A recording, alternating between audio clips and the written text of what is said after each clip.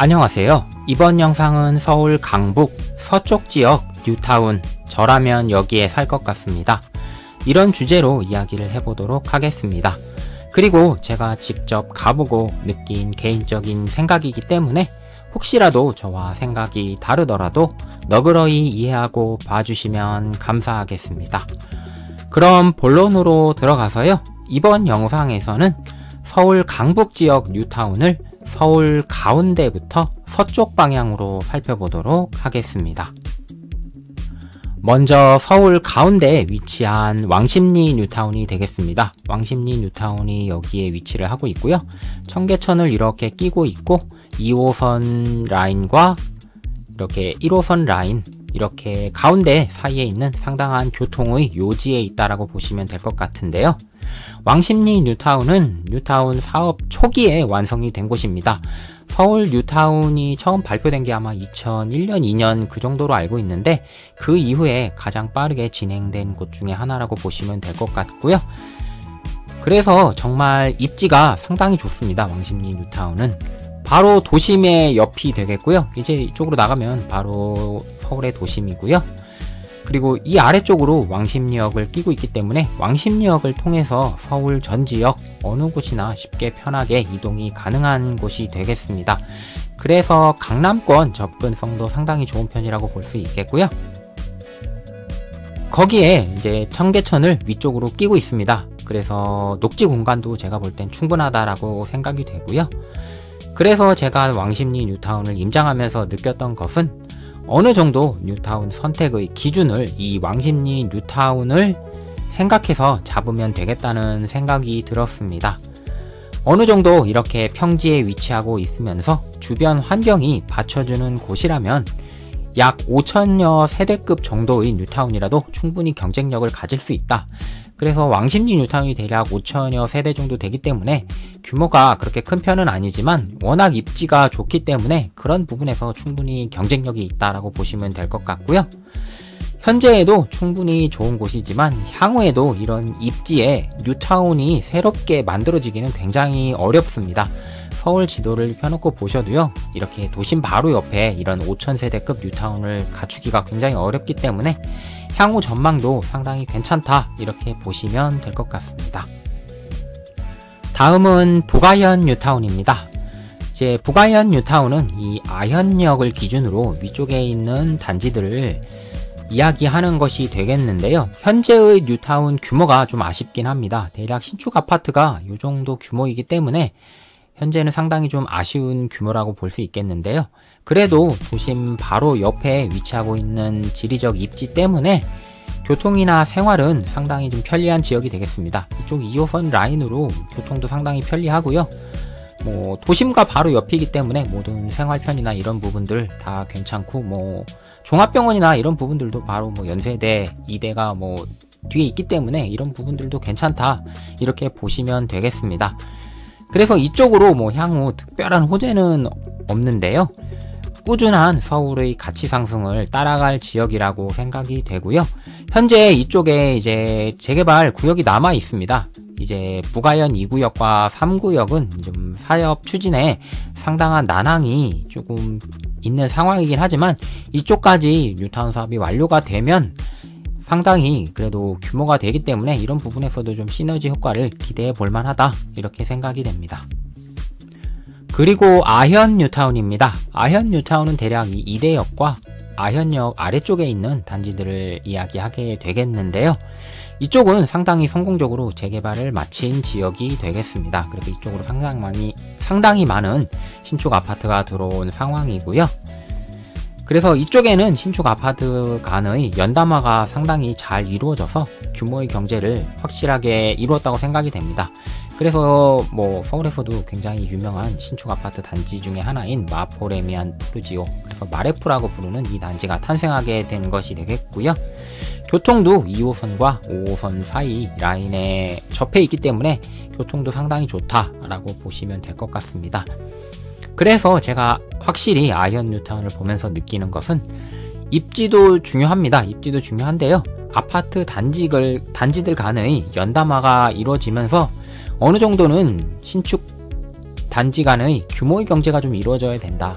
그래서 약 1만여 세대는 돼야 시너지 효과가 확실하게 일어난다라고 보시면 될 것 같습니다. 그래서 그런 부분들도 뉴타운을 결정하실 때 참고하실 부분이라고 보시면 될 것 같습니다. 다음은 서울 서쪽 가장 위쪽에 있는 은평 뉴타운입니다. 제가 은평 뉴타운을 임장하고 느낀 게 있는데요. 이 은평 뉴타운 지역이 확실히 장점과 단점이 확실하게 있다라고 생각을 했습니다. 여기 이렇게 산을 둘러싸고 있는 이런 지역적 특징답게 상당히 자연 친화적인 동네라고 보시면 될 것 같습니다. 그래서 딱 임장을 한번 가보시면 여긴 정말 공기가 좋다라는 느낌이 바로 들고요. 서울 내에서 어떤 전원 생활과 비슷한 느낌으로 살고 싶다 생각하면 제가 볼 때는 여기만한 동네가 또 없는 것 같습니다. 그런 자연 환경을 끼고 있는 만큼 서울 끝쪽으로 치우친 위치는 좀 감안을 하셔야 되겠고요. 아파트 단지 쪽으로는 상권이 크게 발달해 있진 않습니다. 그래서 여기 내부에 그렇게 상권이 크게 발달해 있진 않고요. 상권은 이 구파발역 인근에 거의 몰빵되어 있는 상황이다. 이렇게 보시면 될 것 같습니다. 그래서 나는 조용하게 자연 친화적인 동네에서 좀 살고 싶다라고 생각하시면 여기만한 동네가 서울에서는 또 드물다 이렇게 생각합니다. 그런 만큼 도심이나 특히 강남에서 좀 멀어지는 부분은 조금 생각을 해보셔야 하는 부분이라고 생각하고요. 그런 부분에서 은평 뉴타운은 장점과 단점이 확실하다 이렇게 보시면 될 것 같습니다. 그리고 가재울 뉴타운입니다. 가재울 뉴타운은 여기 이제 가좌역과 디지털 미디어 시티역 사이에 위쪽에 있는 아파트 단지들을 이야기를 하게 되겠는데요. 이 가재울 뉴타운은 규모가 거의 이미 1만 세대를 넘어가는 규모이기 때문에 뉴타운 규모로도 상당히 규모의 경제를 갖추었다라고 생각이 되고요. 신축 아파트들 단지 간의 연담화도 상당히 좋다 생각이 듭니다. 한 가지 아쉬운 점이라고 하면은 지하철 교통을 도보로 이용하기에는 살짝 아쉬운 위치입니다. 그래서 디지털 미디어 시티역이 이쪽이기 때문에 걸어서 좀 가기는 상당히 거리가 있고요. 이쪽 가좌역도 위쪽에 있는 단지들은 도보로 이용하기는 조금 어렵다. 이런 부분이 살짝 아쉬운 부분이라고 할 수 있겠는데요. 향후 이 지역에 아주 큰 호재는 없는데요. 그래도 서울 지역의 상승을 따라가는 정도의 상승은 충분히 가능한 지역이라고 생각이 됩니다. 이런 대규모 뉴타운 사업이 향후 서울에서 다시 일어나기가 그렇게 쉽진 않기 때문에 그런 부분에서는 충분히 메리트는 있다 이렇게 생각이 됩니다. 이제 마지막으로 수색증산 뉴타운입니다. 증산 뉴타운 같은 경우는 이제 디지털 미디어 시티역 바로 위쪽에 위치를 하게 되기 때문에 입지는 가재울이나 수색 뉴타운보다는 좋다라고 생각합니다.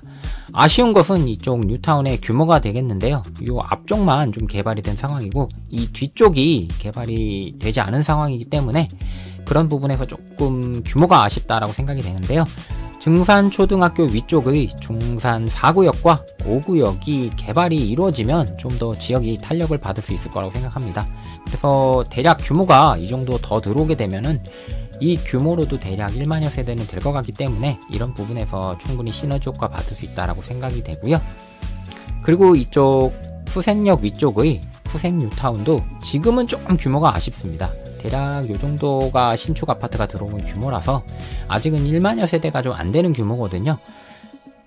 그래서 이런 부분도 조금 아쉬운 부분이 되겠는데요. 그리고 이 수색역 앞쪽이 좀 개발이 좀 돼야 될 것 같습니다. 여기가 상당히 조금 걸리더라고요. 제가 임장을 가봤는데 너무 낙후된 모습이어서 이런 부분이 조금 아쉬운 부분이 되겠고요.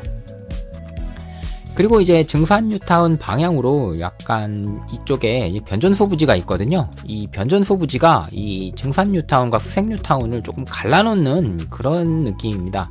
그래서 이쪽으로 이제 연담화가 좀 이루어지면 서로 시너지가 좀 날 것 같은데 이런 부분도 좀 빨리 해결이 되면 좋을 것 같은데요.